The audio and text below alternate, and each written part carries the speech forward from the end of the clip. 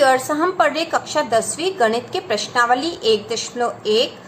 कक्षा 10वीं गणित की शुरुआत हमने कर दी है, जिससे कि हम गणित का संपूर्ण हल आसानी से कर ले। और इसका पहला प्रश्न हम कर चुके हैं, प्रश्न नंबर 1 का पहला भाग। और इसमें हमने यह भी देख लिया था कि यूक्लिड विभाजन एल्गोरिथ्म क्या होता है, क्योंकि इन सवालों को हल करने के लिए हमें यूक्लिड विभाजन एल्गोरिथ्म का ही प्रयोग करना है और इसके द्वारा हमें एचसीएफ निकालना था। तो पहला प्रश्न हमने पूरी व्याख्या सहित देख लिया था, संपूर्ण रूप से समझ लिया था। आज हम इसका दूसरा वाला प्रश्न करेंगे। यदि आपने यह प्रश्न नहीं करा है तो पहले आप इसको देख लो और समझ लो, जिससे कि आपको और अच्छे से समझ में आ जाए। तो दूसरा प्रश्न शुरू करते हैं। दूसरा प्रश्न है, जहाँ दो संख्याएं दे रखी 196 और 38,220 और इसे भी हमें यूक्लिड विभाजन एल्गोरिथ्म का प्रयोग करके एचसीएफ निकालना है। तो चलो करते हैं। तो यूक्लिड विभाजन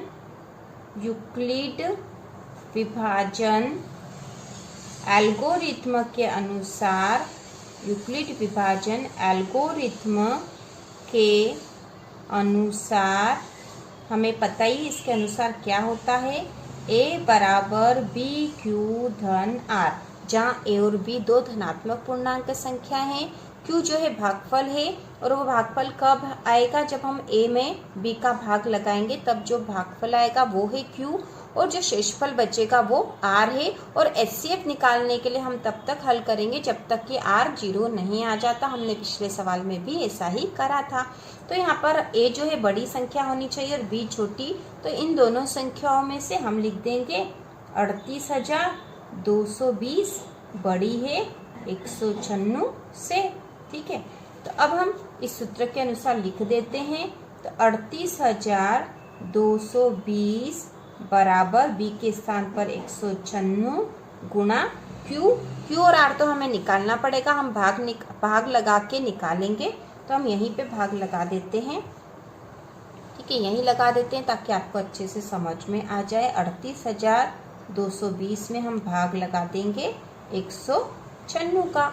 तो कितनी बार लगाएंगे हम 196 का? यदि 2 बार लगाएंगे तो ज़्यादा हो जाएगा, है ना। तो इसमें एक ही बार भाग जाएगा, सबसे पहले एक ही बार भाग जाएगा, क्योंकि 2 बार भाग लगाएंगे, 2 बार पहाड़ा बोलेंगे यदि इसका, तो संख्या ज़्यादा हो जाएगी। हम एक ही बार लगाएंगे तो एक बार में आ जाएंगे 196।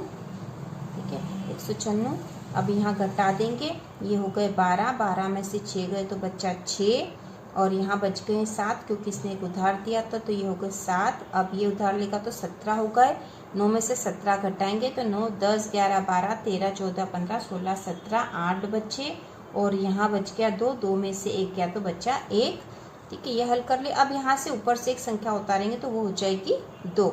अब कितनी बार भाग लगाएं, 196 का पहाड़ा हम कितनी बार बोले तो यहाँ करके देख लेते हैं। ठीक है, 196 का पहाड़ा यदि हम यदि 7 बार लगाते हैं तो 7 छंग 42 की 2, 80 का 4, 7 नमा की 63, 64, 65, 66, 67 की 7, 80 का 6 और 7 एकम 7, 8, 9, 10, 11, 12, 13।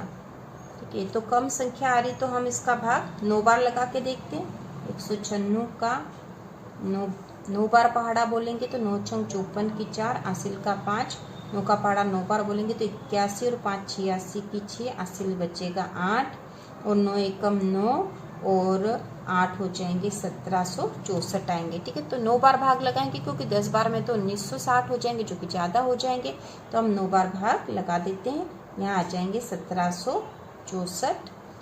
अब हम यहाँ घटा देते हैं तो यहाँ पे हो गए 12 में से 4 घटाएंगे तो बचेंगे 8 और यहाँ हो गए हैं, इसने एक उधार दे दिया था, यहाँ बचा है 5, इधर से उधार लेगा तो 15 हो जाएगा और 15 में से 6 घटाएंगे तो बचेंगे 9 और यहाँ पे 7 में से 7 गए तो 0, 1 में से 1 गए तो 0, यह बचे हैं 9, 8 और ऊपर से उतार लेंगे 0, क्योंकि यहाँ ऊपर बची थी संख्या, 0 उतारेंगे ऊपर से, है ना।